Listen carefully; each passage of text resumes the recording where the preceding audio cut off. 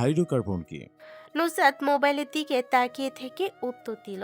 Hydrogen ও কার্বনের সমন্বয়ে গঠিত জৈব যৌগকে হাইড্রোকার্বন বলে। এবার তুই পড়, আমার বাপ না হয় আমি লাঠি দিয়ে তোরে পিডামু। আহান নুসরাতের উপর বিরক্ত হয়ে বই দেখতে ব্যস্ত হলো। অ্যালকিনের রাসায়নিক ধর্মের পটাশিয়াম প্যারাম্যাগনেট দ্বারা জারণ বের করে একটুক্ষণ চোখ বুলালো। সপ্তাহের ছোট মাথার দুহাত দিয়ে উপরে চলে গেল। নুসরাতের পানে চেয়ে শুধালো। এখানে ইথেনের সাথে পানি কেন যোগ করলো? অন্য কিছু তো ব্যবহার করতে পারতো। নুসরাত মোবাইল হাত থেকে ফেলার মতো ছুঁড়ে ফেল রিডিং টেবিলে। আহান কেঁপে উঠল সেই শব্দে। নুসরাতের দিকে তাকাতেই রেগে আগুন হওয়া লাল মুখ তার অক্ষিপটে ভাসল।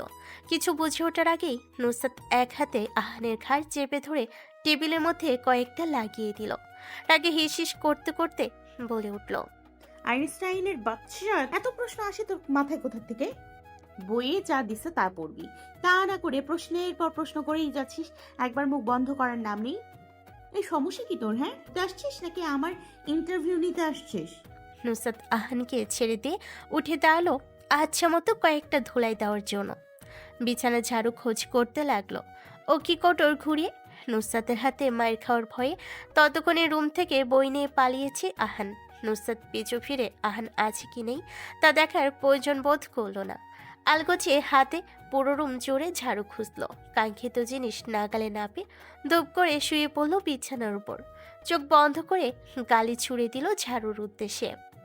বলে ঝাড়ু, প্রয়োজনের সময়। চোখ খুলে পাশ ফিরতেই আহানকে দরজা দিয়ে উকি দিতে দেখল নুসরাত। তীক্ষ্ণ চোখে তাকিয়ে সাবধান করলো। নিউটনের বাচ্চা, হাতের কাছে পেয়ে নেই তোকে। ডেমোক্রিয়েটরস এর অ্যাটম বানাবো।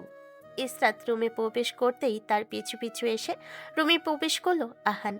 এতক্ষণে ভয়ে রুমে প্রবেশ করেনি সে। ইসরাতের সমান হওয়া দরুন সামনের কিছু না দেখাই উকি দেয় পেছন থেকে। চোখে ভাসে বিছানায় ঝুলে শুয়ে থাকা নুসরাতকে। ইসরাত রুমের বেহাল অবস্থা দেখে তা গুছিয়ে রাখতে রাখতে শুধায়। আহানকে মেরেছিস কেন? নুসরাত আর চোখে তাকায় ইসরাতের পেছনে। আহানকে দাঁড়িয়ে থাকতে দেখে লাফ মেরে উঠে দাঁড়ায়। ব্যাঙের ন্যায় লাফিয়ে এসে আহানকে ধরতে যাবে। ইসরাত দুহাত ঠেলে দিল নুসরাতকে। চোখ দিয়ে শাসালো সামনে পা না বাড়ানোর জন্য। নুসরাত থোড়াই পাত্তা দিল। অনীহা নিয়ে আবারও এগিয়ে আসতে নিবে। ইসরাত শক্ত কণ্ঠে বলল।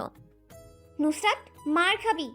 নুসরাত নিজেও ইসরাতকে ভেঙে বলে উঠল। নুসরাত, মার খাবি। পর মুহূর্তেই নুসরাত চিৎচির করে উঠল। খেপা সারের মতো গর্জে উঠে বলল। কি নুসরাত, জানিস কি জিজ্ঞেস করে আমায়? ইথিনের সাথে পানি যোগ না করে কেন অন্য কিছু যোগ করলো না? কেন? মানে যা তা বললেই হলো? চাচার একমাত্র ছাও না হলে আজ এর কাম তামাম করে দিতাম। শালা খবিস। আহান মুখ কাচমাচু করে ইসরাতের পেছনে দাঁড়িয়ে রইল। একটা বাক্য বের করলো না মুখ দিয়ে। পাছে না নুসরাত ওয়াশরুমে জুতো দিয়ে তার পিটাই করে। তার এসব চিন্তার ভেতর ইসরাতের কণ্ঠ ভেসে এলো কানে। তো করতেই পারি, পড়তে এসেছে, প্রশ্ন তো করবি।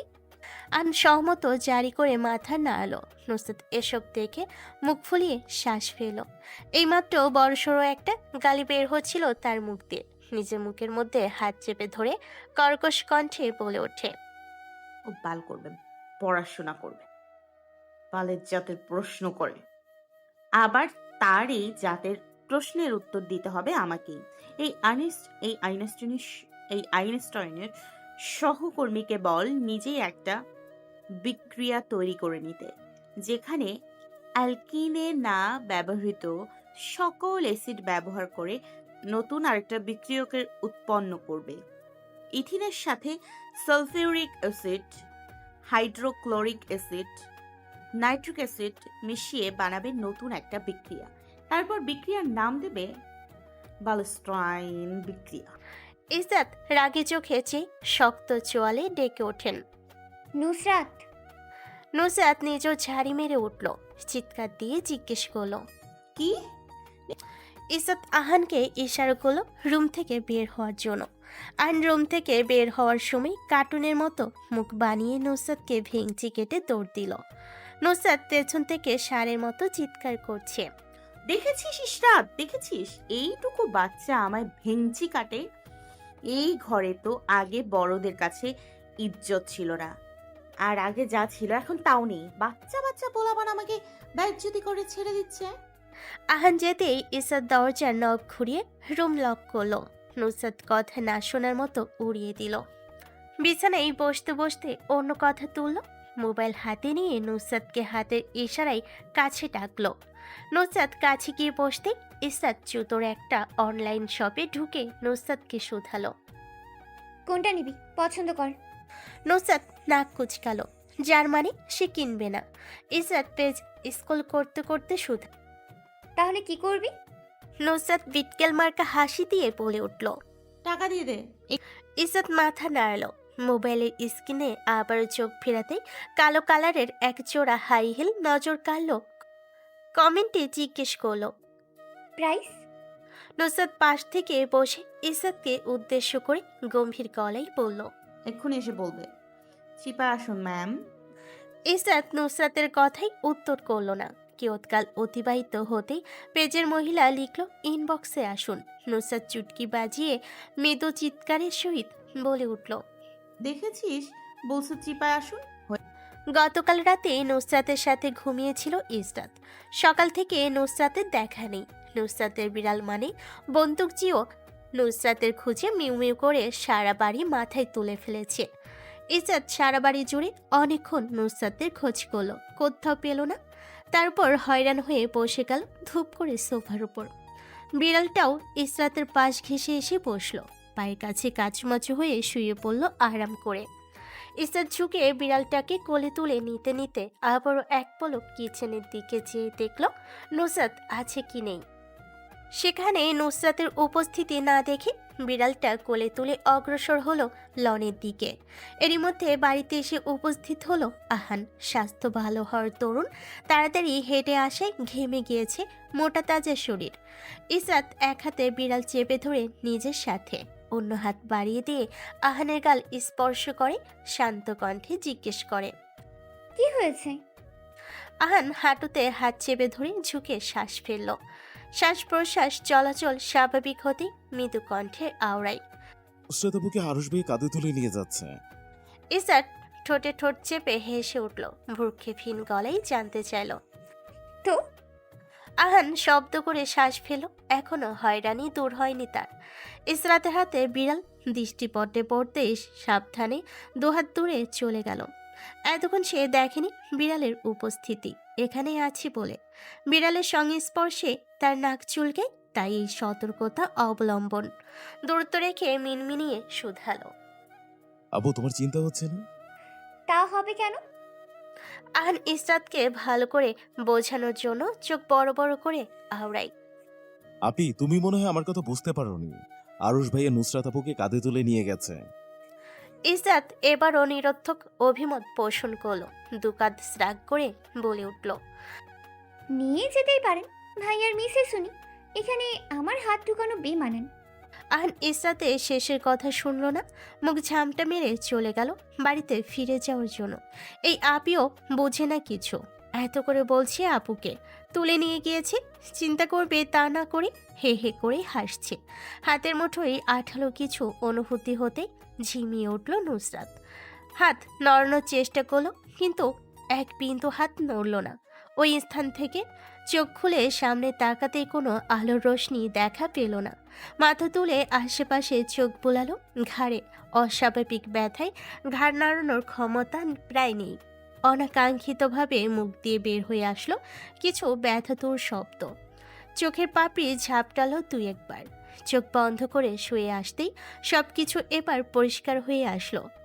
নাকে ভ্যাপসা কিছু একটা গন্ধ লাগলো। ছোট ছোট চুলগুলো ঘামের সাথে আঠার মতো লেগে আছে, যার কিছু অংশ নাকে আর কিছু অংশ চোখে উড়াউড়ি করছে। নুসরাত বেমালুম ভুলে বসে আছে, তার হাত বাঁধা। আবার চুল সরানোর বৃথা চেষ্টা করার জন্য হাত নাড়াতেই মাথায় আসলো তার হাত তো বাঁধা। চুল নাকের ভেতর ঢোকায় কিছু একটা হচ্ছে। নুসরাত হাঁসফাঁস করে উঠল, হাত খোলার চেষ্টা করলো, হলো না। এবার পা নাড়াতে যাবে, তাও বাঁধা চেয়ারের সাথে। দীর্ঘশ্বাস ফেল। এ কোন মহা বিপদে পড়েছে সে। সেকেন্ডের মধ্যে রাগ চড়ে বসলো মাথায়। কোন গাধা তাকে এভাবে বেঁধে রেখেছে। চিন্তায় হাতের নখ খাওয়ার জন্য হাত নাড়াতেই মনে পড়ল হাত বেঁধে রেখেছে তাকে। অনিশ্চিত কিছুই, বুক কাঁপলো সামান্য তার। চোখ বন্ধ করে চিৎকার করে উঠবে পুরুষালী গলার স্বর ভেসে আসলো। তাহলে মিসেসের ঘুম ভেঙেছে? নুসরাতের সেকেন্ড লাগলো না গলার স্বর চিনতে। আরুষের গলার ভয় শুনেই কিয়ৎকাল চুপচাপ বসে রইল। হাত ছুটানোর জন্য এতক্ষণ মশরামশরিও থেমে গেছে অনেক আগেই। দ্বিধা ভরা চোখে যখন নুসরাত সামনে তাকিয়ে, তখন কটকট কিছু শব্দ নুসরাতের কানে ভেসে আসলো। নিজের সান্নিধ্যে কারোর উপস্থিতি পেতেই শক্ত হয়ে আসলো পুরো মেয়েলি শরীর। ঠোঁট দিয়ে ঠোঁট চাপলো নিজেকে স্বাভাবিক রাখার জন্য। মনে মনে শুক্রিয়া আদায় করলো আলো জ্বালানো নয় বলে। নুসরাতের শুক্রিয়া আদায় শেষ হতেই রুম জুড়ে জ্বলে উঠল তীব্র আলোর রশ্মির ছটা। চোখ খিচে নিল সে। হঠাৎ এত আলো সহ্য করতে পারল না অক্ষিপট। নিজেকে স্থির করে নিয়ে চোখ খুলল তখন আরশকে নিজের সামনে বসা দেখল, যার পিছনে কিছুটা সরানোর জন্য গা দিয়ে ধাক্কা দিতে ব্যালেন্স হারিয়ে পড়ে যেতে নিবে। আরশ এক হাতে তা টেনে ধরল। ধারালো পুরুষালী চোয়ালে হাত বুলিয়ে নিয়ে সামান্য হাসল। নুসরাতের গায়ের ভরে সামান্য পরিমাণ চেয়ার পেছনে সরাতে তা টেনে ধরে নিজের একদম সন্নিকটে নিয়ে আসলো। সাবধানী কণ্ঠে নিজস্ব ভঙ্গিমায় বলে উঠল, নড়চড় বন্ধ কর, না হলে লাথি খাবি। নুসরাতের জল ঝুলে গেল। চুপসানো মুখে যখন কিছু বলতে নিবে আর সাত তুলে থামিয়ে দিল। উজ্জ্বল শ্যামলা মুখখানা কালো করে সোজাসুজি প্রশ্ন ছুল। কারোর সাথে পরকীয়ায় লিপ্ত ছিলি? নুসরাত চোখ উল্টালো। আরশকে ভেঙচি কেটে ঠোঁট নাড়িয়ে কিছু বলতে নিবে, আরশ টেপ মেরে দিল নুসরাতের মুখে। অনীহা নিয়ে দুহাত উপরে তুলে আড়মোড়া ভাঙতে ভাঙতে নুসরাতকে ঠাট্টা করে বলে উঠল, তোর কথা শুনতে ইচ্ছে করছে না এখন। তুই না হয় চুপ করেই থাক। নুসরাত চোখ বড় বড় করে আরশের পানে তাকিয়ে থাকলো। আরশ নিজের বলিষ্ঠ এক হাত বাড়ি বুড়ো আঙ্গুল দিয়ে নুসরাতের গাল স্পর্শ করলো। ছোট ছোট চুলগুলো সরিয়ে দিতে দিতে নিজের কথার সুর বদলে ফেলল। বিভিন্ন স্বরে বলে উঠল, তোর চুলগুলো আমি ঘৃণা করি। নুসরাত কপালে ভাঁজ ফেলে চুপচাপ লক্ষ্য করলো তার সামনে বসা সুঠামদেহী লোকটাকে। মনের ভেতর কিছু বলার ইচ্ছে জাগলো, তা চাপা দিতে হলো টেপের জন্য। আরশের হাত থেকে নিজের মুখ রক্ষা করার জন্য অন্য পাশে তা ঘুরিয়ে ফেল। আরশ তা দেখে হেসে ফেল শব্দ করে, আর তাতেই গালের বাঁ পাশ দিয়ে গর্তের সৃষ্টি হলো। হাসতে হাসতে যখন টেপ খুলে দিবে নুসরাতের মুখ থেকে, ইরহাম এসে প্রবেশ করলো সেখানে। অবাক নয়নে দুজনে উপনিজ চোখ বুলালো। তার পিছু পিছু এসে প্রবেশ করলো মাহাদি। কপালে এখনো প্লাস্টার স্থায়ী। দুজনেই বোকার মতো দাঁড়িয়ে থেকে লক্ষ্য করলো আরশের হাসি। গতকাল এই লোকই তো তাদের দুজনকে হয়রান করে ফেলেছিল এই মহিলার জন্য, আর আজ এই লোক হে হে করে রুম কাঁপিয়ে হাসছে বইয়ের সামনে বসে। এই দুজনের সমস্যা কি? সবাইকে টেনশন দিয়ে মারবে, কিন্তু ভেতরে ভেতরে সব কিছুই ঠিক দুজনের মধ্যে। তাদের অবাক হয়ে লক্ষ্য করার মধ্যেই কানে ভেসে আসলো নুসরাতের কর্কশ কণ্ঠ। সে বলছে, হয়েছে, আর হাসতে হবে না। একটা মানুষের হাসি এত বাজে কিভাবে হয় তা আপনাকে না দেখলে বুঝতেই পারতাম না। আরশের হাসি আরো দীর্ঘ হলো। নুসরাতের কথায় সে ভ্রুক্ষেপ করলো না, মন দিয়ে হাসলো অনেকক্ষণ। অতপর নড়ে চড়ে বসে আগের জায়গায় ফিরে গিয়ে শক্ততার সহিত জিজ্ঞেস করলো, তুই পরকীয়া করেছিস? নুসরাত নির্বিকার চিত্রে আরশের চোখে চোখ রেখে চেয়ে রইল। নিজেই প্রশ্ন ছুল। কিসের পরকিয়া? আরশ ঘন ঘন শ্বাস ফেলে নুসরাতকে সাবধানী বাণী দিল। মিথ্যা বলবি না, তুই রিলেশনে ছিলি না? নুসরাত মাথা নাড়ল বোঝার মতো করে, নির্দ্বিধায় স্বীকারোক্তি দিল। তো আমি অস্বীকার করেছি কখন? আরশ গর্জে ওঠার মতো করলো। রাগী চোখে নুসরাতের উপর নিচ চোখ বুলিয়ে এক হাতে নুসরাতের গাল চেপে ধরল। দাঁতের পাটি একটার সাথে অন্যটা চেপে ধরে কর্মর করে আওড়ালো। বেঈমান মহিলা, জামাই থাকতে পরকীয়া করিস? জানাই মেরে ফেলবো একদম। নুসরাতের অনুভূত হলো আরুষের হাতের চাপে মুখের ভেতরের কোষগুলো মরমর করে ভেঙে যাবে, তবুও তার পরোয়া না করে মুখ নাড়ল। চোখ দুটো উল্টে আরুষকে ভেঙিয়ে নুসরাত ভাঙ্গা ভাঙ্গা শব্দে বলে ওঠে। জানে মেরে ফেলবো একদম। কথা শেষ হওয়ার পূর্বে আরও জোরে চাপ পড়ল গালে। ব্যথে চোখ খিচে নিল সে, তবু আরও সে বিন্দুমাত্র ভ্রুক্ষেপ হলো না।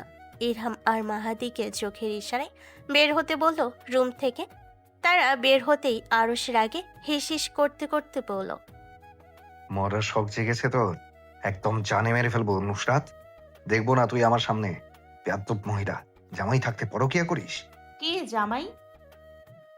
আমি। তখনও হাত স্থায়ী গালে। নুসরাত ব্যথা সহ্য করতে না পেরে নিজের মাথা দিয়ে আরুষের মাথায় আঘাত করার চেষ্টা করলো। রাগী কণ্ঠে চিৎকার করে বলে উঠল, তুই আমার জামাই? নাসির সাহেব আর ইসরাত বাড়ির বাইরে বের হয়েছেন সামনে গ্রোসারি শপে যাওয়ার জন্য। ইসরাত রেডি হয়ে আসতে আসতে নাসির সাহেব তার দৃষ্টিসীমার বাইরে চলে গেলেন। ইসরাত দীর্ঘশ্বাস ফেলে ধীরে ধীরে হাঁটতে শুরু করলো। সৈয়দ বাড়ির ফটক পার করে যেতে নেবে, জাইন পেছন থেকে গম্ভীর গলায় বলে উঠল, দাঁড়ান।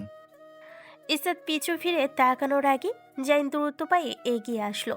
কোনো কথা ছাড়া এক হাত দিয়ে চেপে ধরল মেয়েলি নরম হাত। ইসরাত থমকে দাঁড়ালো। চোখ উপরে তুলতেই জাইন ইশারা করলো সামনে পা বাড়ানোর জন্য। ইসরাত কতক্ষণ নিজের জায়গায় স্থির দাঁড়িয়ে থেকে নিজেকে স্বাভাবিক করলো। ঢোক গিলে অগ্রসর হলো সামনের দিকে। জাইন কোনো কথা বলল না, চুপচাপ মাথা নিচু করে চলা ইসরাতের মিষ্টি মুখের দিকে এক ধ্যানে তাকিয়ে রইল। নুসরাতের কথা শেষ হওয়ার আগেই তার গালে পরপর বাজিয়ে দুটো থাপ্পড় পড়ল। তারপর থেকেই পিনপতন নীরবতা। বদ্ধ রুমে চুপচাপ দাঁড়িয়ে ইরহাম মাহাদি। কোনো শব্দ ব্যয় করেনি দুজন। বুঝেছে কথা বলেই তাদের উপর নুসরাতের রাগ ঝাড়বে এই লোক, তাই চুপ থাকা শ্রেয় মনে হয়েছে দুজনের নিকট।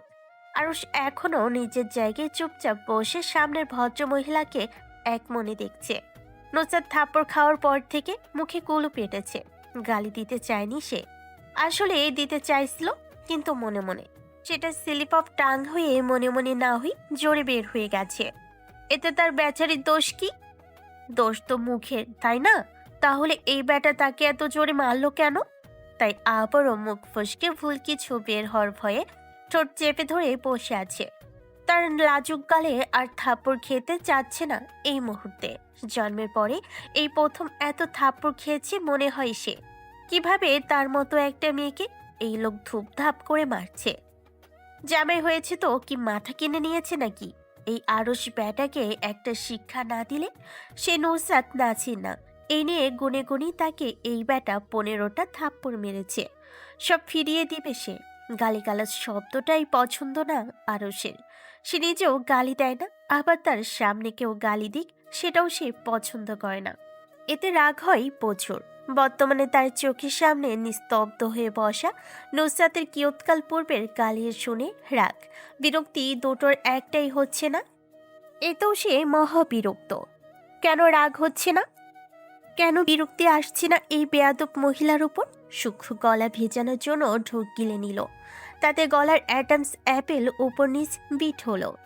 নিষ্প্রাণ চোখে স্থির চেয়ে থাকলো বাজ পাখির ন্যায় মেয়েলি মুখখানার দিকে। থাপ্পড় খাওয়ার জন্য গালে কিছুটা দাগ পড়েছে, সেদিকে তার চোখ বারবার ঘুরে ফিরে দৃষ্টিবদ্ধ হলো। নুসরাত বসে থাকতে থাকতে বিরক্ত হলো। এতক্ষণ ধরে চুপচাপ বসে আছে, এর মানে না আজ সারাদিন এভাবে বসে থাকবে সে। তাই নিজের বন্ধ রাখা মুখ খুলল কষ্ট করে। গাল দুটো অসাড় হয়ে আসছে। নিজের রাগ ভেতরে চেপে সোজাসুজি বসে প্রশ্ন ছুড়ল, এই ভাই, আপনার সমস্যা কি? আরশ কথা বলল না, স্থির নিজের জায়গায় থাকলো। কিন্তু চোখের মনি মুখ থেকে সরে এসে তার নাকে গালে স্থির হলো। নুসরাত অদম্য রাগ দাঁতের নিচে চাপা দিয়ে দাঁতে দাঁত চেপে কোনো রকম জিজ্ঞেস করলো, কি সমস্যা কি আপনার? এমন করে বসে আছেন কেন? আচ্ছা বাদ দিন, আপনি বসে থাকেন এভাবে, আমাকে যেতে দিন। আমার তো একটা মান সম্মান আছে, সারাদিন এভাবে বাইরে থাকলে মানুষ ভালো বলবে না। সামনাসামনি এই কথা বলো। মনে মনে নুসরাত তার উল্টো বিড়বিড় করলো, যার যা ভাবার ভাবুক, আমি নুসরাত নাছির, এসবের পরোয়া করি না। আরশ নুসরাতের কথাই হয়তো একটু বিরক্ত হলো, তাই মুখের শান্ত ভঙ্গিমায় একটু বিরক্তি ফুটিয়ে তুলে ইরহামের উদ্দেশ্যে বলে উঠল, ওই বেয়াদব মহিলার মুখ ভালো করে বেঁধে রাখ। কখন থেকে স্বামী সমান অভিভাবকের ওপর চিৎকার করতেই আছে। ইরহাম নুসরাতের মুখে কাপড় বাঁধতে নিবে। আরশ চোখ রাঙালো, গম্ভীর গলায় সতর্কতা জারি করে বলল, মোলায়েম করে বাঁধবি যাতে আমার মিসেস একদম ব্যথা না পায়। যদি সামান্য ব্যথা পায় তাহলে। ইরহামকে আর বলতে হলো না, সে মাথা ঝাঁকিয়ে বোঝালো বুঝে গেছে। নুসরাতের মুখে কাপড় বাঁধার আগে আরশ তা থাবা মেরে নিয়ে নিল। ফুস করে উঠে ইরহামকে ধমকালো। তোকে বলেছি আমি কাপড় বাঁধতে। ইরহাম আরশের দু কথায় তব্বুল হয়ে দাঁড়িয়ে রইল। মাহাদি কোনো কথা না বলে আরেকটা চেয়ার টেনে নুসরাতের সামনাসামনি বসতে যাবে। আরশ ঠেলে দূরে সরিয়ে দিল। ইশারার কোণের একটা জায়গা দেখিয়ে বলে উঠল, ওখানে গিয়ে বস। এদিকে কি মধু লাগানো আছে? নুসরাত বারবার বিরক্তির উপর বিরক্ত হলো, কিন্তু তা বহিঃপ্রকাশ ঘটানোর সুযোগ না পেয়ে দাঁত কামড়ে বসে থাকতে হলো। একে হাত নাড়াতে পারছে না, তার উপরে এই আপদ। আরও সেবার কিছু বলতে নিবে, নুসরাত পুরুষালী ঠোঁটের দিকে চোখ স্থির রেখে জিজ্ঞেস করলো, সিগারেট খান? মদ খান? না, কিন্তু বগলের নিচে নিয়ে ঘুরি। নুসরাত মুখ দিয়ে বাহ বাহ দিল। হাত নাড়াতে না পারে, হাততালি দিতে না পেরে প্রচুর ব্যথিত হলো। আবারও প্রশ্ন করলো, আর কি কি বগলের নিচে নিয়ে ঘোরেন আপনি? মেয়ে মানুষও বগলের নিচে নিয়ে ঘুরি। নুসরাত কিয়ৎকাল আরশকে অবলোকন করলো, অতপর মৃদু স্বরে মিষ্টতায় পরিপূর্ণ কণ্ঠে আওড়ালো, হাতে ব্যথা পাচ্ছি, খুলে দিন। আরশ ইরহামকে ভুরু দিয়ে ইশারা করে গম্ভীর কণ্ঠে বলে উঠল। খুলে দেয়। খুলে দিব?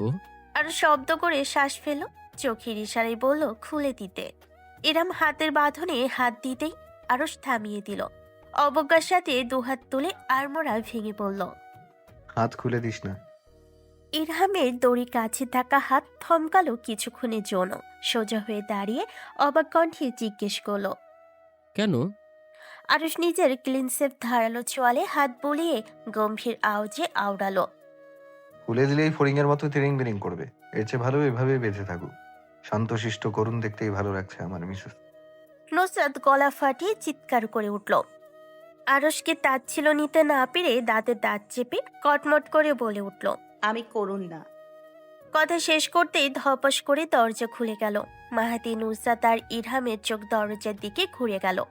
আরশ নিজের চেয়ারে পায়ের উপর পা তুলে বসে থাকলো। পেছন ফিরে দেখার প্রয়োজন বোধ করলো না কে এসেছে। আর শটান হয়ে সামনাসামনি বসে নুসরাতের দৃষ্টি ভেদ করে দরজার কাছে গেল না। উকিঝুঁকি মারল কে এসেছে দেখার জন্য, কিন্তু অক্ষিপট সে অবধি পৌঁছালো না। একবার পা বাঁধা ভুলে গিয়ে উঠে দাঁড়াতে গিয়েও থেমে গেল। টনক নড়ল পাতো বাঁধা, তাই আরশের দিকে করুণ চোখে তাকিয়ে বলে উঠল, আরশ ভাই, দেখবো কি দেখবি? কে এসছে তা। দেখার দরকার নেই, আমাকে দেখ। আপনাকে দেখার কিছু নেই। গত 1 ঘন্টা যাবৎ অনেক দেখেছি, দেখার মতো বিশেষ কিছু খুঁজে পাইনি। আরশ চোখ বড় বড় করে ধমকি কিছু বলতে নিবে, পেছনে কথাই থেমে গেল। ঘাড় ঘুরিয়ে সামান্য পেছনে তাকালো। আবিরকে এমন হতবিহ্বল হয়ে দাঁড়িয়ে থাকতে দেখে কপালে ভাঁজ পড়ল আরশের। আবির নুসরাতকে চেয়ারের সাথে বসা দেখে অবাক হলো, না চাইতো মুখ দিয়ে বের হয়ে আসলো, তুমি? কিন্তু স্যার। কোনো কিন্তু না, ম্যাম বলবে ওকে। নুসরাত আবিরের চুপসানো মুখের দিকে তাকাতে হে হে করে হেসে উঠল। নুসরাতের এমন হাসির মানে আরশ খুঁজে পেল না। আবির নুসরাতের দিকে চোখ তুলে তাকাতে নিবে, আরশ থমকে উঠল। ওর দিকে চোখ তুলে তাকাচ্ছ কেন? চোখ নিচের দিকে রাখো। Okay sir. নুসরাতকে হাসতে দেখে আরশ বিরক্ত হলো, ইরহামকে ডেকে ওঠে। ইরহাম, যা একটা লাঠি নিয়ে আয়। এই মহিলাকে দুখা মনে হচ্ছে, দিতে হবে। দাঁতগুলো ঢুকছেই না ঠোঁটের ভেতরে। নুসরাত আরশের কথাই থামলো না, দ্বিগুণ শব্দে হেসে উঠল। আবিরের বেচারা মার্কা মুখ দেখে নুসরাতের ইচ্ছে করছে মাটিতে গড়াগড়ি খেয়ে হাসতে, শুধুমাত্র হাত পা বাঁধার জন্য পারছে না। না হলে এখানেই শুয়ে পড়তো সে। নিজাম শিকদার আর সুফি খাতুনের ঝগড়ায় লেগেছে জম্পেশ। এক প্রকার সেটা জমি ক্ষীর হওয়ার মতো। ঝগড়া লাগার কারণ কেউ জানে না। সুরভি ঝগড়া থামানোর চেষ্টা করছে, কিন্তু তা থামাতে গিয়ে দুজনে কথার তোপে পড়তে হচ্ছে সুরভিকে। আহান সুফি খাতুনের পাশে দাঁড়িয়ে ঠোঁটে হাত চেপে হাসছে মুচকি মুচকি। ঝগড়া দেখতে ভালোই লাগছে তার নিকট। সুফি খাতুনের সাথে কথায় কোনোভাবে পেরে উঠলেন না নিজাম শিকদার, তবু হার মানতে রাজি নন তিনি। শয়তান ভদ্র মহিলাকে আজ একটা উচিত শিক্ষা না দিলে এই মহিলা মাথায় উঠে বসবে। গতবারও তার গাছের ফুল চুরি করেছে, আর এবারও একটা হেস্তনেস্ত করেই ছাড়বেন নিজাম শিকদার। তাই নতুন উদ্যোগে ঝগড়া করতে ব্যস্ত হলেন ওনারা। স্বরূপী নিজের দাদাকে থামানোর চেষ্টা করলো, আহানের মধ্যে সেই মনোভাব পরিলক্ষিত নয়। আহান বাড়ির বাহিরে বসার জন্য চেয়ার পাতা, ওখান থেকে একটা চেয়ার এনে বসে গেল আরাম করে। গালে হাত দিয়ে দেখতে মনোযোগী হলো টান টান এই ঝগড়া। মাঝে মাঝে মুখ দিয়ে শব্দ করে চেয়ার আপ করলো। সরভি বুঝে গেল আজ এই ঝগড়া থামবে না। এই দুজনকে থামাতে গিয়ে বিনা কারণে তার নিজের এনার্জি নষ্ট করার কোনো মানে হয় না। তার চেয়ে ভালো বসে দুজনে হাড্ডাহাড্ডি লড়াই দেখা। সরভিও আরাম করে ঝগড়া দেখার জন্য চেয়ার টেনে বসলো। আহানের মতো গালে হাত দিয়ে মনোযোগী হলো ঝগড়া দেখায়। নিজাম শিকদার রাগে চিৎকার করে বলছেন, আপনাকে না করার পরও কেন আপনি আমার কাছে হাত দিয়েছেন? সুফি খাতুন তার থেকে দ্বিগুণ জোরে চিৎকার করে বলছেন, দিয়েছি, বেশ করেছি। গাছগুলো বাহিরে রাখলেই তো আমরা হাত দেব। তো কি গাছগুলো বাড়িতে ঢুকিয়ে রেখে দিব? হ্যাঁ, রাখুন। আমরা কি না কি করেছি। সুফি খাতুন মুখ ঝামটা দিয়ে চলে গেলেন। আহান নিজের পাতা চেয়ার হাতে তুলে নিয়ে নানি পেছন পেছন যেতে যেতে নিজাম শিকদারের মুখের ওপর গট করে দরজা লাগাতে ভুলল না। মেঘের আধারে ঢাকা আকাশ, মৃদু বাতাস বইছে চারিদিকে। ঠান্ডা বাতাসের স্পর্শে গায়ের লোম দাঁড়িয়ে যাওয়ার মতো। গ্রোসারি শপের গ্লাস বেয়ে ধীরে ধীরে নেমে যাচ্ছে বৃষ্টির ঝিরঝিরে কণা। তা আলগোছে স্পর্শ করছে দুর্বা ঘাসগুলোকে। বাইরে বৃষ্টির জন্য গ্রোসারি শপের স্লাইডিং দরজা টানা হয়েছে অনেক আগে। ইসরাত শপিং কার্ট ঠেলে নিয়ে বিভিন্ন মশলার আইটেম সেখানে রাখলো। একবার চোখ বুলিয়ে নিল সবগুলো আইটেম রাখা আছে কিনা তা দেখার জন্য। তারপর আবারও অগ্রসর হলো চকলেট চিপস নেওয়ার উদ্দেশ্যে। জাইন চুপচাপ বিল কাউন্টারে দাঁড়িয়ে আছে, ইসরাতকে নিশ্চিন্তে জিনিস কিনতে দিচ্ছে। মেয়েটার সাথে এসেছিল এক পলক দেখার জন্য। এখানে দাঁড়িয়ে থেকে সে খুব ভালো দেখতে পারছে মেয়েটাকে। ইসরাত জাইনকে পাশ কাটানোর সময় অভ্যাসবশত নিজের গলে ঝুলানো মিনি ব্যাগ হাতালো। কিছু খুচরা নোট ছাড়া আর কিছুই পেল না, তাই চকলেট কেনার জন্য অগ্রসর হওয়া পা থামিয়ে ফিরে আসলো আবারও নিজের জায়গায়। জাইন নিষ্প্রভ দৃষ্টিতে তাকিয়ে সব কিছু লক্ষ্য করলো। চুপচাপ এগিয়ে গিয়ে নুসরাতের হাতের মুঠোয় থাকা শপিং কার্ট নিজের কাছে হস্তান্তর করলো। মেয়েটাকে ওভাবে বিল কাউন্টারের কাছে দাঁড় করিয়ে রেখে শপিং কার্ট নিয়ে সেদিকে চলে গেল। ইসরাত না করার পূর্বেই জাইন বড় বড় পা ফেলে অদৃশ্য হয়ে গেল গ্রোসারি শপের ভিতর। 10 মিনিট পার হওয়ার পর দেখা মিলল জাইনের। দুহাতে একটা ভর্তি শপিং কার্ট ঠেলে নিয়ে আসছে, তার সাথে আরেকজন সেলসম্যান যে জাইনের পেছন পেছন আরেকটা শপিং কার্ট ঠেলে নিয়ে আসছে। ইসরাত বাকরুদ্ধ চোখ মুখ নিয়ে তাকিয়ে থাকলো। নিজের সামনে এগিয়ে আসা গম্ভীর মুখাবিশিষ্ট লোকটাকে এভাবে এত কিছু নিয়ে আসতে দেখে নির্বাক বনে গেল। জাইন ততক্ষণে তার পাশে এসে দাঁড়িয়েছে। ক্যাশ কাউন্টারে থাকা মহিলা জিনিসপত্রগুলো স্ক্যান করে জাইনের উদ্দেশ্যে বলল, স্যার, আপনার বিল 30,000 টাকা হয়েছে। কার্ড হলে চলবে? জি স্যার। মহিলাটির কথা শেষ হতেই জাইন পকেট হাতে বিল পেমেন্ট করার জন্য কার্ড বের করলো। ইসরাত মিনমিন করে বলল, এত কিছুর প্রয়োজন ছিল না। জাইন ভুরু সামান্য বাঁকালো। ইসরাতের এমন মতবাদ পছন্দ না হয় গম্ভীর ভঙ্গিতে পাশ ফিরে তাকিয়ে শুধালো, আর ইউ শিওর? ইসরাত মাথা উপনিস নাড়ানোর পূর্বে জাইনের উদ্দেশ্যে মহিলাটি ডেকে উঠল। হাতের পপস মেশিন এগিয়ে দিল পিন দেওয়ার জন্য। জাইন নিজের এটিএম পিন ইসরাতকে দেখিয়ে চাপতে চাপতে বলে উঠল, আপনাকে আমি পরে দেখে নেব ইসরাত। ইসরাত চোখ উল্টালো জাইনকে দেখিয়ে। জাইন গম্ভীর চোখ মেলি মুখে স্থির রেখে নিজের চোয়ালে হাত বোলালো। কোনো শব্দ করলো না, বিবি করলো কিছু একটা। আবির হাতে একটা ফাইল ধরে দাঁড়িয়ে আছে। সামনাসামনি বসা দুজনকে চুপচাপ দেখছে সে। মনে মনে ভাবছে নানা চিন্তা। জোড়া দিচ্ছে নুসরাত আর আরশের কি সম্পর্ক হতে পারে। নুসরাতকে দু একটা গালিও দিল। তার স্যারের মতো মাটির মানুষকে এই সদ্দান মেয়েটাকেই গার্লফ্রেন্ড করতে হলো। বাহবা দিল নুসরাতকে। এই মেয়ে কি ট্যালেন্ট! স্যারের মতো বড়লোক মানুষ পটিয়ে ফেলেছে। এবার তো বস্তি থেকে একদমই হাই প্রোফাইলে চলে যাবে। আমি দ্বিধা দ্বন্দ্বে ভরা কণ্ঠে আরশকে প্রশ্ন করল। স্যার ম্যাম কি আপনার গার্লফ্রেন্ড?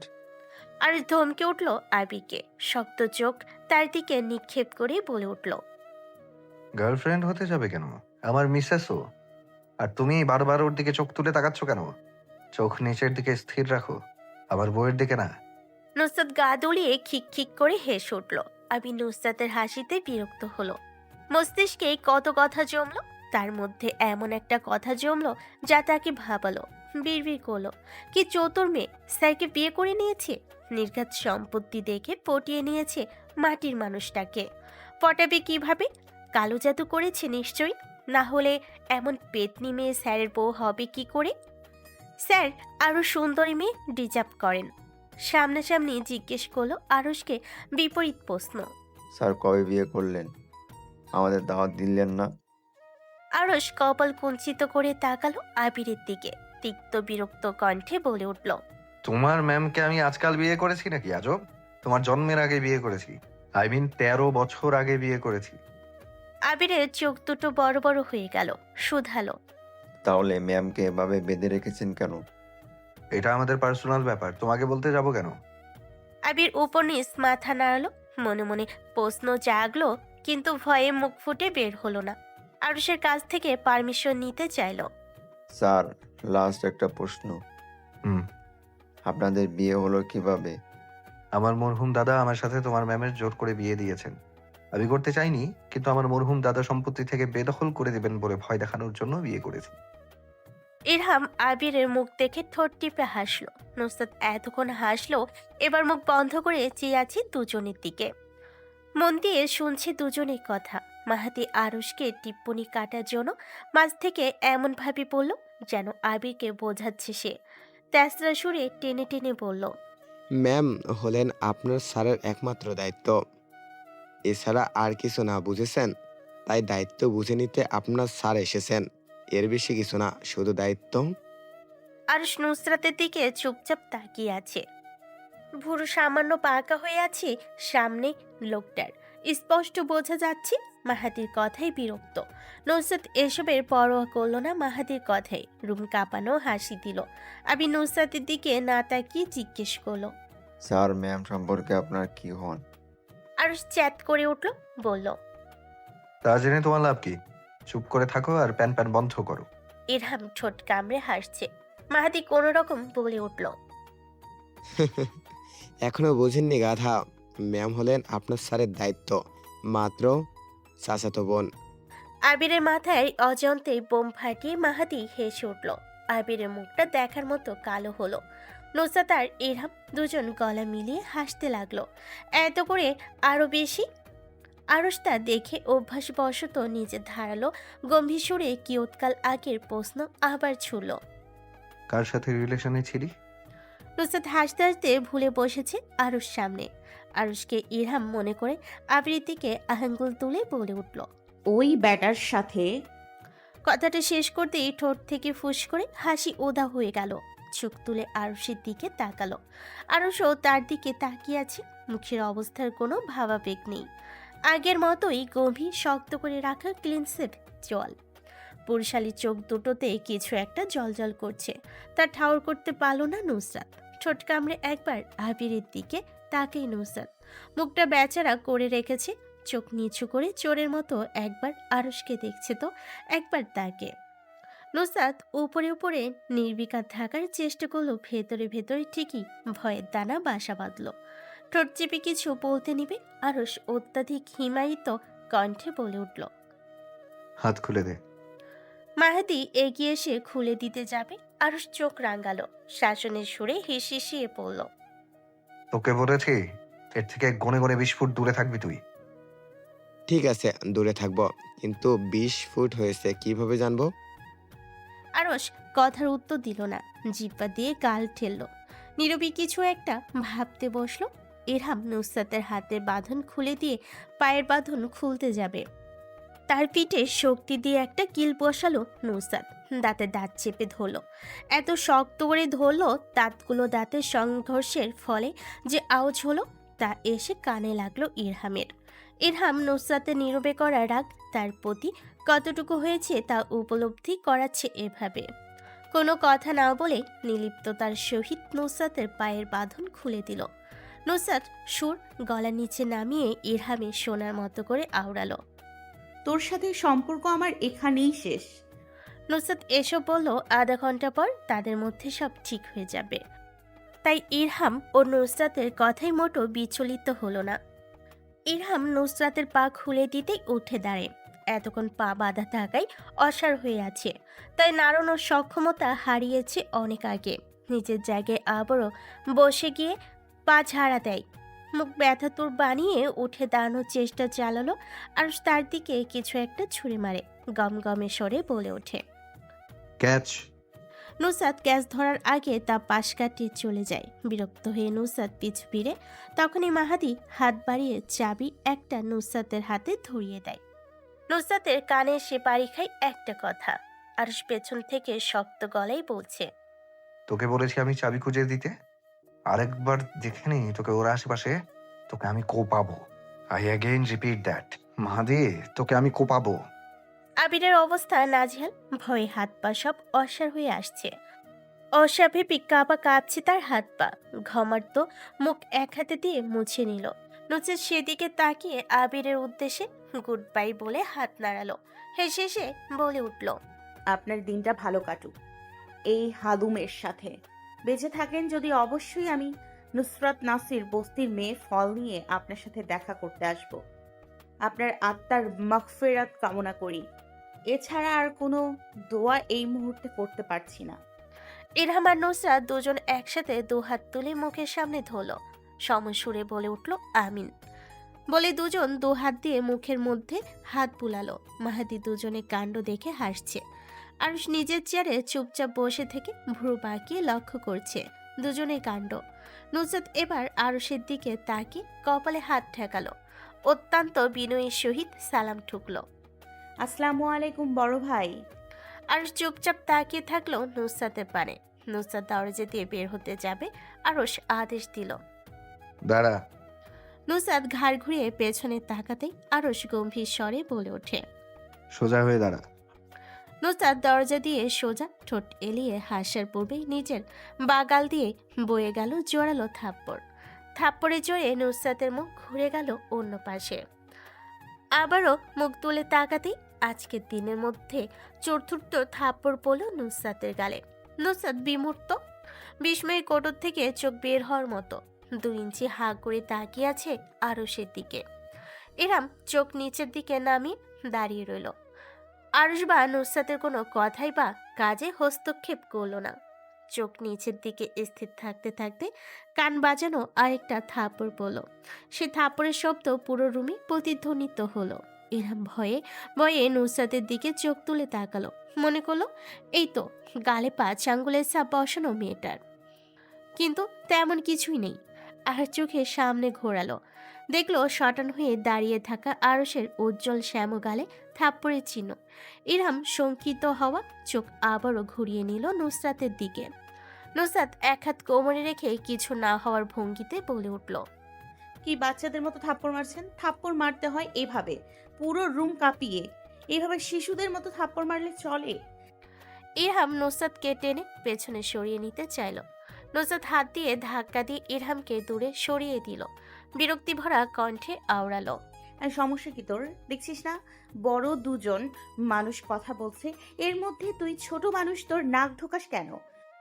আরুষের দিকে চোখ ফিরিয়ে নিয়ে বিনয়ী হাসল নুসরাত। অতঃপর অত্যন্ত নম্র গলায় বলে উঠল, ভুল ত্রুটি ক্ষমার সুন্দর দৃষ্টিতে দেখবেন। আজ তাহলে আসি বড় ভাই। নুসরাত জিজ্ঞেস করলো যাওয়ার কথা, কিন্তু আরুষের উত্তরে পরোয়া না করে রুম থেকে বের হয়ে গেল। ঠাক করে খোলা দরজাটা নুসরাত বের হওয়ার 30 সেকেন্ড পর বের হলো আরুষ। করিডোরে কাছের তৈরি রেলিংয়ের সামনে গিয়ে টানটান হয়ে দাঁড়ালো, চোখের দৃষ্টি তীক্ষ্ণতায় পরিপূর্ণ। দোতলা থেকে নিচে কোমরে হাত দিয়ে দাঁড়িয়ে থাকা নুসরাতের দিকে তীক্ষ্ণ দৃষ্টি ছুঁল। ইরহামের সাথে কিছু একটা নিয়ে কণ্ঠ খাদে নামিয়ে ঝগড়া করতে ব্যস্ত সে। ইরহাম ক্ষীণস্বরে কিছু একটা বলে ঝাড়ি মারছে নুসরাতকে। তারপর নিজের হাতের মুঠোয় থাকা নুসরাতের হাত ঝটকা মেরে ফেলে দিয়ে হনহন করে চলে যাচ্ছে। নুসরাত তো এক হাত উপরে তুলে অন্য হাত কোমরে রেখে হেলে তুলে ইরহামের পেছন পেছন গান গেয়ে গেয়ে বের হচ্ছে। ঠোঁটে লেগে আছে মারাত্মক হাসি। ইরহামকে জ্বালাতে পারাই এই হাসি হয়তো আয়ত্ত করেছে নুসরাতের ঠোঁট। আর সুডির ক্যাপ মাথায় তুলল এক হাত টেনে। নির্বিশেষ দৃষ্টি তখনও স্থির নুসরাতের দিকে। নিজের দুহাত অলস ভঙ্গিতে প্যান্টের পকেটে পুরে ব্ল্যাক কার্ড বের করলো, তর্জনী আর মধ্যমা আঙ্গুলের মধ্যে রেখে তা ঘোরালো কয়েক সেকেন্ড। চোখ ব্ল্যাক কার্ডের উপর স্থির রেখে ঘাড় পাকা করলো। মর্মর শব্দ হলো তাতে। কার্ড আঙ্গুল দিয়ে ঘোরাতে ঘোরাতে মাহাদির উদ্দেশ্যে শক্ত করে উচ্চারণ করলো, শুট হিম। মোমোর রাস্তার পাশে শুয়ে থাকা কুকুরটাকে কিছুক্ষণ চুপচাপ দেখলো। কুকুরটাকে জ্বালানোর জন্য মাথায় চাপলো দুষ্টু বুদ্ধি। কুকুরের পেছনে লাগার জন্য আশেপাশে চোখ বুলালো। আজ আর কাল মিলিয়ে 2 দিন। মেজো মামার বাড়িতে ইরহাম আর নুসরাতের চুলোচুলি হয়নি, তাই বিনোদন দেখা থেকে দূরে তারা সবাই। কুকুরকে জ্বালানোর উদ্দেশ্যে পা বাড়ানোর আগে ঘ্যাও করে ডেকে উঠল কুকুরটা। উঠে দাঁড়ালো। বাঁকা কুচকুচে কালো লেজ নাড়িয়ে নিজের লাল চোখ দিয়ে মোমোর দিকে তাকিয়ে গা ঝাড়া দিল। এতক্ষণে মোমোর টনক নড়ল। কুকুরটা নির্ঘাত তাকে কামড় দেওয়ার জন্য এগিয়ে গা ঝাড়া দিয়ে আসছে। চোখ বড় বড় করে মোমো দাঁড়িয়ে রইল নিজের জায়গায়। কুকুরটাকে হিংস্র গতিতে তার দিকে তেড়ে আসতে দেখে হুঁশ ফিরল। পা ঘুরিয়ে দৌড় দেওয়ার পূর্বে জুতোর ফিতে ছিঁড়ে মুখ থুবড়ে উল্টে পড়ল কংক্রিটের রাস্তায়। মুখ রাস্তায় স্পর্শ করার আগে নিজের 2 হাতের তালুতে আড়াল করে ঢেকে নিল তা। এতে করে মুখের শেষ রক্ষা হলো। হাতের উল্টো পিঠ ছেঁচে গেল খারাপভাবে। মুখ থুবড়ে পড়ার জন্য হাঁটু আর পায়ের নখে ব্যাখ্যা না করার মতো ব্যথা পেল। নখ হয়তো উপড়ে গেছে, নয়তো কোনো রকম চামড়ার সাথে ঝুলে আছে। ঘাড় সামান্য বাঁকানোর আগে ভেবে নিল কি কি হতে চলেছে তার সাথে। সাথে সাথে জীবনে করা সব পাপের জন্য তওবা করে নিল। অতিরিক্ত ব্যথায় ফুপিয়ে কেঁদে উঠল। কান্নারত গলায় মৃদু স্বরে আওড়ালো, মামুনি। ফিসফিসে স্বরে কাঁদতে কাঁদতে তার জোরালো রূপ ধারণ করলো। নিজের পেছনে থাকা কুকুরটা উচ্চ শব্দে ঘ্যাও ঘ্যাও করে তার শোনার প্রয়োজন বোধ করল না মোমো। নিজের চিন্তায় একান্ত ব্যস্ত হলো। নিজেকে গালি দিল, কেন এই পাগল কুকুরটাকে পেছনে লাগতে গিয়েছিল। মোমো এত চিন্তায় মশগুল হলো, ভুলে গেল এতক্ষণ হয়ে গেল কুকুর কেন তাকে কামড় দেয়নি। যখন এই কথা মাথায় আসলো, সামান্য ঘাড় বাঁকিয়ে পিছনে ফিরল। দেখলো কুকুর একপাশে পড়ে আছে, গায়ের মধ্যে মারের দাগ। জিহ্বা বের করে অস্বাভাবিকভাবে কাটাচ্ছে। এক চোখ কুচকে মোমো বিড়বিড় করলো, এরকম বেরোহমের মতো কি মেরেছে? চোখ ফিরিয়ে যাকে দেখলো, তাতে নিজের ভেতরে এতক্ষণে উদয় হওয়া সব ভয় এক নিমেষে দূর হয়ে গেল। স্বস্তির নিঃশ্বাস ফেল সে। আরো হাত বাড়িয়ে দিয়েছে তার দিকে, ইশারা করছে হাত ধরে উঠে আসতে। খুশির তোপে মোমোর চোখ দিয়ে এক ফোঁটা জল গড়িয়ে পড়ল। কাঁদো কাঁদো চেহারা নিয়ে ঠোঁট ভেঙে ডেকে উঠল, ছোট ভাইয়া। ব্যথা পেয়েছিস? মোমো উপনিস মাথা নাড়িয়ে স্বীকারোক্তি দিল ব্যথা পেয়েছে বলে। আরুষের হাঁটু কংক্রিটের রাস্তা ছুতেই মোমোকে তুলে বসানোর চেষ্টা করলো। মোমো লজ্জা লজ্জা মুখ নিয়ে মাহাদির দিকে তাকালো। আরুষের হাতে ধরে উঠে বসতে চাইল না, তাই আরুষ নিজ উদ্যোগে মাহাদির উদ্দেশ্যে সামান্য শব্দে বলে উঠল, ওদিকে তাকা। আমি? তুই ছাড়া আর এখানে কেউ আছে? মাহাদি নাক কুঞ্চন করে পিছু ফিরল, মিনমিন করে আওড়ালো, এই ভদ্র মহিলার মাটিতে মুখ থুবড়ে পড়া ছাড়া আর কোনো কাজ নেই নাকি? বিরক্তিকর। চোখ নিচের দিকে, ভুলেও এদিকে যেন না আসে। আরুষের ধমকানোতে মোমো শঙ্কিত হওয়া কোনা চোখে তাকালো নিজের থেকে 2 হাত দূরে।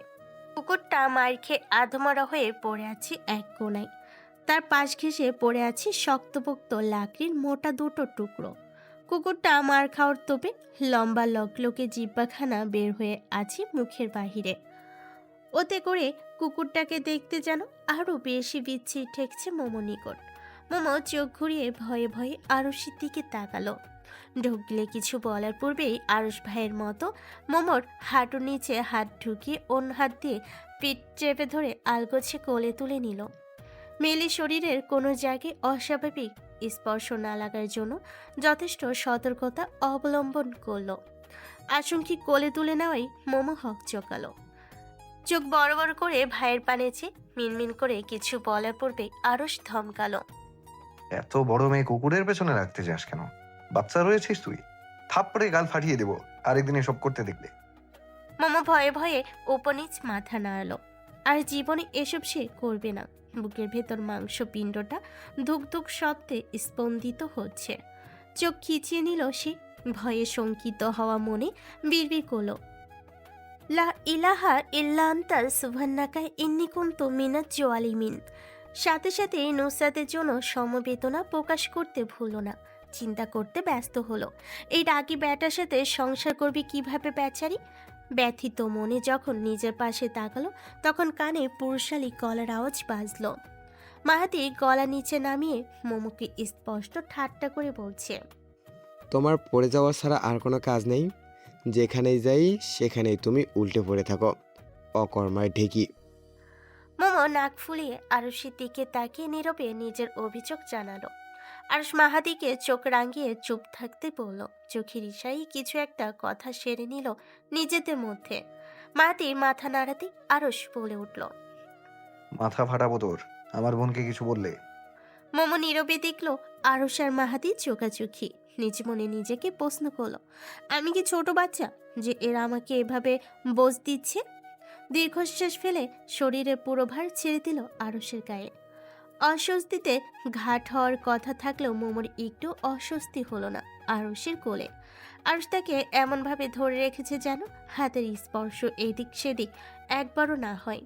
সোফার উপর মোমোকে বসিয়ে দিয়ে আরুষ পাশে বসলো। লিপি বেগমকে ডেকে বলল, মাম্মা দেখে যাও। লিপি বেগম তড়িঘড়ি করে এসে উপস্থিত হলেন নিচে।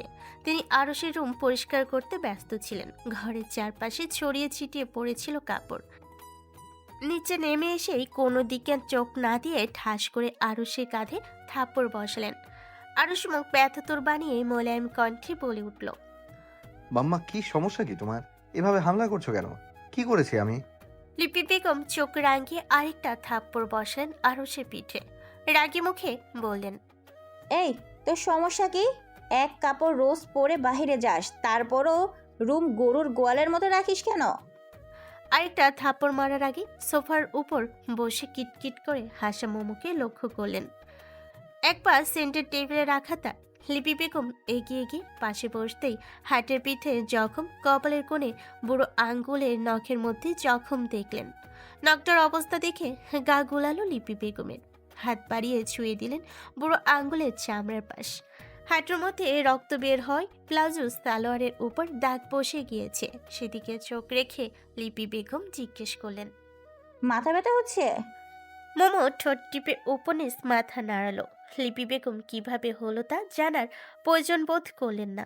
দৌড়ে নিজের রুমে গিয়ে নিয়ে আসলেন ফার্স্ট এইড বক্স। মোমোর পাশে বসতে বসতে চোখ ফিরালেন আরুষার মাহাদির দিকে, দুজনকে রুমে যাওয়ার জন্য বলতে। কিন্তু তা বলার পূর্বেই দেখলেন দুজন চলে যাচ্ছে সিঁড়ির দিকে।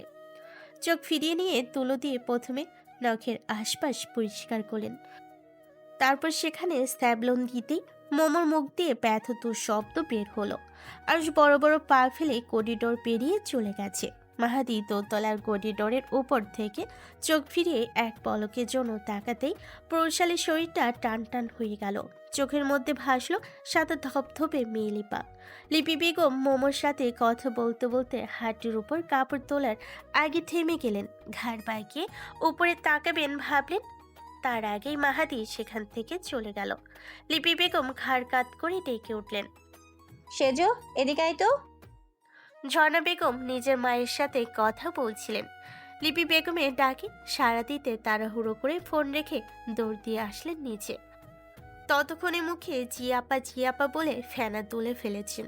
রোহিণী নিজেও হই হল্লো শুনে এসে হাজির হলেন। মোমোকে সোফার উপর আঘাতপ্রাপ্ত দেহ নিয়ে পড়ে থাকতে দেখে দুজনের বিস্ময়ে মুখ হা হয়ে গেল। রোহিণী এমন অবস্থা দেখে হেসে দিলেন, যেখানে সেখানে সিরিয়াস মুহূর্তে হাসির ব্যায়ামও আছে ওনার। তার এই ব্যায়ামও খুবই নিপুণভাবে কেড়ে নিয়েছে সৈয়দ বাড়ির পঞ্চম সদস্য রোহিণী বেগম। মজা নিয়ে বললেন, কিরে মোমো, আবার কোথায় উল্টে বললি? যখনই আসিস তখনই কাদায় গড়াগড়ি না হয় রাস্তায় নোংরা পানিতে গড়াগড়ি খেতে আসিস। কেন রে, তুই হাঁটতে পারিস না? ছোটবেলায় কি তোকে আমরা হাঁটা শেখাইনি? কথাটা শেষ করে রোহিণী বেগম শব্দ করে হাসতে লাগলেন। অতিরিক্ত হাসির জন্য চোখের কোণে পানি জমা হলো, তাই অন্যের কোণ দিয়ে চোখ মুছলেন। মোমো অতি দুঃখে নিজেও হেসে দিল রোহিণী বেগমের সাথে। লিপি বেগম ঠোঁট টিপে হেসে বললেন, ছোট, তুই আয় এদিকে, তোর স্বাস্থ্য ভালো আছে। মোমোকে আমার রুমে নিয়ে যেতে সাহায্য কর। আপা, লিপি বেগম আর ঝর্ণা বেগম হেসে উঠলেন। মোমোকে কাঁধে ভর দিয়ে উঠে দাঁড়াতে বলেন। মোমো পায়ের পাতায় ভর দিতেই গায়ে কাঁপুনি শুরু হলো। ধূপ করে আবার বসে গেল নিচের জায়গায়। ঝর্ণা বেগম কিছুটা হেসে বললেন, মোমো যেখানে দাঁড়াতে পারছে না সেখানে ওপরে উঠে যাবে কি করে? এক কাজ করি আপা আর ছোট, মোমো 2 হাত ধরো আর আমি পা ধরে ওকে ওপরে নিয়ে যাব। ঝর্ণা বেগমের কথাই হেসে দিলেন উপস্থিত সবাই। রোহিণী বেগম, মোমো দেখলি তোর ভাগ্য, এই বয়সে এসেও মামিদের কোলে চড়ার মতো সৌভাগ্য হলো। রোহিণী বেগম মোমোকে ভয় দেখাতে দুপা এগোলেন মোমোর দিকে। মোমো আতঙ্কিত হয়ে চিৎকার করে উঠল। রোহিণী বেগম হাসি মুখে 2 হাত তুলেই বললেন, আয় মোমো, মামুনির কোলে আয়। সেজ মামনি, ছোট মামনিকে দূরে সরান। রোহিণী বেগম ড্রয়িং রুম কাঁপিয়ে হাসতে লাগলেন। জাইন রুম থেকে বের হয়ে এদিক আসতেই লিপি বেগম বললেন, বাবা, একটু সাহায্য করো। কি সাহায্য? মোমোকে একটু আমার রুমে পৌঁছে দিয়ে আয়। কি হয়েছে? পায়ে ব্যথা পেয়েছে। জাইন আর কোনো শব্দ ব্যয় করল না। আলগোছে হেঁটে এগিয়ে গেল মোমোর কাছে। কোলে তুলে নিয়ে গটগট করে চলে গেল উপরে। মোমোর এবার আরও দ্বিগুণ তালে বুক কেঁপে উঠল ভয়ে। চোখ তুলে চাপদারির আড়ালে ঢাকা শুভ্র মুখখানা লক্ষ্য করল। দূর থেকে এই লোককে দেখলেই ভয় লাগে, কিন্তু কাছ থেকে আরও বেশি। মোমো গুটিয়ে নিল নিজেকে। রুমে এসে বিছানায় বসিয়ে দিয়ে আলগোছে বের হয়ে গেল জাইন। রোহিণী একটু দ্বিধাহীনতায় ভুগলেন। জিজ্ঞেস করলেন, তুই এখন হাঁটতে পারিস না? তাহলে আমাদের পাশে কিভাবে হেঁটে আসলি? নাকি মামিদের কোলে চড়ার ধান্দা করেছিলি বলেই তখন ওভাবে বসে গেলি? বল মোমো। আরশ কোলে করে নিয়ে আসছে। মমরে মমরে, এই বয়সে এসে তুই তুই 2বার ভাইদের কোলে চড়ে বসলি? কি ভাগ্য রে তোর। তোর মামা এখন পর্যন্ত আমাকে একবারও কোলে চড়ায়নি। বেফাস কথা শেষ করে জিভ কাটলেন রোহিণী বেগম। বুঝলেন তিনি ভুল জায়গায় ভুল কথা বলে ফেলেছেন জাহিনের সামনে, তাই পরিবেশ স্বাভাবিক করার জন্য জোরে জোরে হেসে দিলেন। মিনমিনিয়ে বললেন, মজা করছিলাম আপা। আরশ আর মাহাদিকে করিডোরে দাঁড়িয়ে থাকতে দেখে জাইন এগিয়ে আসলো দুজনের কাছে, গম্ভীর গলায় শুধালো, হ্যাঁ দুজনে কি খিচুড়ি পাকাচ্ছিস? আরশ নিজের দিকে আঙ্গুল তুলে দুপাশে মাথা নাড়ল। মাহাদিও সেম করলো আরশের মতো করে। জাইন গিয়ে সোজাসুজি দাঁড়ালো দুজনের সামনে। আরশের জাইন সমান উচ্চতার হওয়ায় দুজনের চোখে হলো প্রথমে। গায়ের দিক দিয়েও দুজনের সুঠাম দেখি। গায়ের মধ্যে মাহাদি 1 ইঞ্চি ডিফারেন্সে খাটো। কাছ থেকে দেখলে বোঝা যায় মাহাদি একটু খাটো আরশের জাইনের তুলনায়, কিন্তু দেহের দিক দিয়ে মাহাদিও সমান সুঠাম দেহি, টকবগে যুবক। রূপে জৈলস্যের সৌন্দর্য এই 2 ভাইয়ের থেকে কম কিছু না। জাইন ধবধবে ফর্সা হওয়ার দরুন উজ্জ্বল শ্যামলা আরশকে তার সামনে দাঁড়ানোতে কিছুটা কালো দেখালো। আরশ মেঘে হাসতেই বা গালে গর্তের সৃষ্টি হলো। ঠোঁটের কোণ ঘেঁষে ফুটে উঠল সূক্ষ্ম সুতো পরিমাণ খাজ। জাইন নিজেও আরশকে ভেঙিয়ে মেঘে হাসল। তারও ঠোঁটের ডান দিক দিয়ে সুতো পরিমাণ খাজের সৃষ্টি হলো। আরশকে তীক্ষ্ণতার সহিত অবলোকন করতে করতে জাইন নিজের খাড়া নাকে চুলকালো। তারপর এক ভুরু তুলে রেড চেরির মতো লাল ঠোঁট জোড়া নাড়িয়ে শুধালো, হাসছিস কেন? এমনি। জাইন দুহাত আড়াআড়ি বুকে বেঁধে জিব্বা দিয়ে ঠোঁট ভেজালো। তীক্ষ্ণ চোখে আরশকে দেখে নিয়ে জিজ্ঞেস করলো, ধূমপান করা ছেড়ে দিয়েছিস নাকি এখনো করিস? আরশের থেকে চোখ সরিয়ে মাহাদি পানে চাইল, যার মানে দুজনের কাছে উত্তর চাচ্ছে সে। মাহাদি সাথে সাথেই বলে উঠল, তুমি শেভার না করার পর হাতও দেয়নি। গড প্রমিস ভাইয়া। সত্যি বলবো নাকি মিথ্যে? মিথ্যেটাই বল শুনি। মাহাদি আলগোছে দুপা পেছনে সরে গেল। চোখের সামনে ভাসলো ফ্রান্সে থাকার সময়কার একটা কথা। বছরখানেক আগে সিগারেট খাওয়ার সময় সাদে হাতে নাতে ধরা পড়েছিল জাইনের কাছে। সে আর আরশ। এই লোক রাগে না, কিন্তু সেদিন দেখার মতো রাগ করেছিল। শুভ্রমুখ রাগের জৈলস্যে ভয়ঙ্কর দেখাচ্ছিল। সাদের উপর পড়ে থাকা রডের লাঠি নিয়ে এসে কোনো কথা ছাড়াই অতর্কিত হামলা করেছিল তাদের দুজনকে পেছন থেকে। মায়ের খাবে জানলে পূর্ব প্রস্তুতি নিয়ে থাকতো, কিন্তু এই লোক কোনো পূর্ব প্রস্তুতি নিতে দেয়নি তাদের। এত মার খেয়েছিল, পায়ের হাড্ডি ভেঙে 1 মাস বিছানায় পড়েছিল। তাদের সেবাও করেছে এই লোক, জুতো মেরে গরুদান যাকে বলে সেরকমই কিছু। এখনো চোখে ভাসে মাহাদির পা ব্যান্ডেজ করে পঙ্গু হয়েছিল। যে দেখতে এসেছে বলে গিয়েছে খুব ভালো হয়েছে। তার নিজের বাপও জাইনের পিঠে চাপড় মেরে বলেছিল, গুড জব ম্যান। একটুও সহানুভূতি দেখেনি তাকে আর আরশকে। এরপর কোনোদিন সিগারেট হাত দিয়ে ছুঁয়ে দেখেনি সে। কিন্তু তার পাশে দাঁড়ানো অতিপ্রিয় বন্ধু ভাইয়ের কথা না শুনে আবারও সিগারেট খেয়েছে। সেবার লাস্ট ওয়ার্নিং ছিল জাইনের কাছ থেকে। নিষেধাজ্ঞা জারি করেছিল যেন এ ধরনের কোনো কাজ করতে না দেখে। আর দেখলে আগেরবারের 1 মাস বিছানায় পড়ে থাকতে হয়েছিল। পরের বার 1 মাস নয়, সারা জীবনের জন্য পড়ে থাকতে হবে। মাহাদির মাথায় দুষ্টু বুদ্ধি চাপলো। আজ বন্ধুর দায়িত্ব একদম ভালো করে পালন করবে সে ভেবে নিল। আরুষকে ফাঁসিয়ে দিতে দিতে বলে উঠল, ভাইয়া এখনো সিগারেট খায়, কয়েক ঘা লাগিয়ে দেন। কথা শেষ করে কেটে পড়ল। এখন কয়েকটা খাক এই রাম ছাগল। সারাদিন তার উপর চড়াও হয়। ওনার উপর চড়াও হওয়ার লোক আছে, সেটা একটু বুঝুক। এবার একা ঠেলা সামলাক।